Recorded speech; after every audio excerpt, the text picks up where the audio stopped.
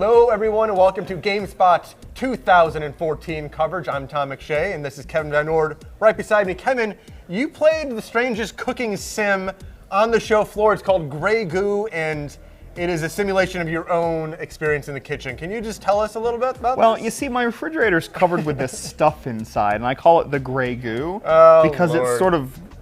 No, It's seriously. Chinese food and milk. Yeah. So it's actually a real-time strategy game, RTS, for the kids.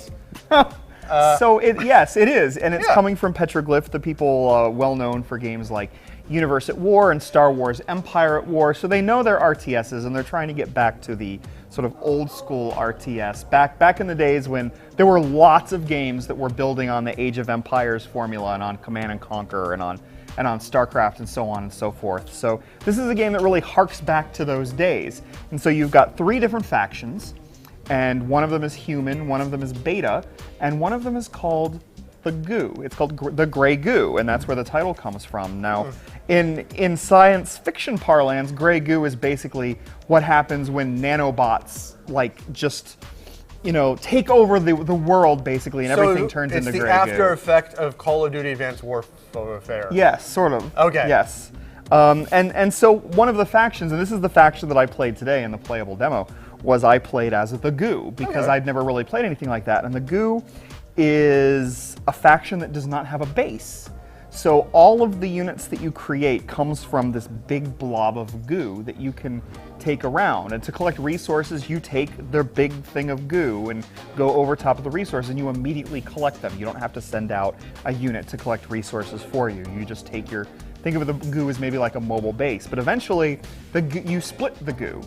So you can split the goo, and then There's so many euphemisms going on right now. I know, right? But you split the goo, and then you can turn it into different units, and they can be, they can be flying units, they can be ground units, and then you can also create more goos, and you can also sort of upgrade using a tech tree as well, and all of that stuff costs you the same resources that you're collecting on the map.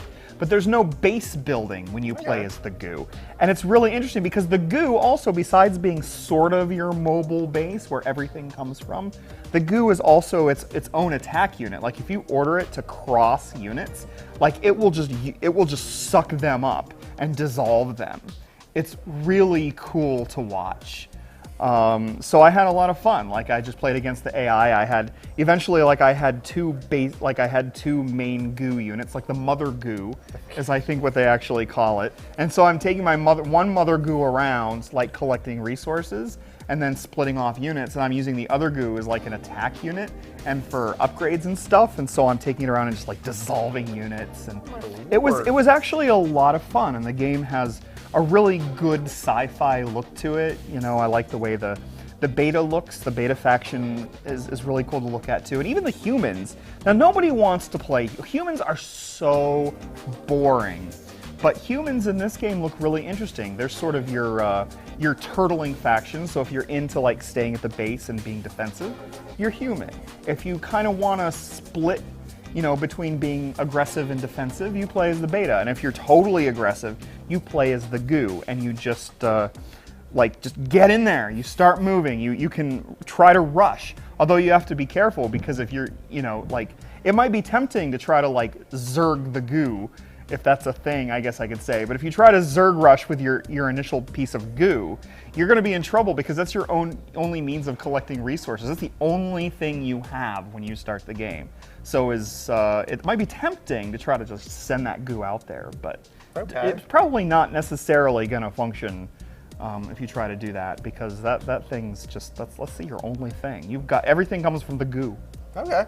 Well, thank you very much for giving us all of the information. Remember that advice. Everything comes from the goo. Yeah, keep watching GameSpot, where we promise not to talk about goo in the future.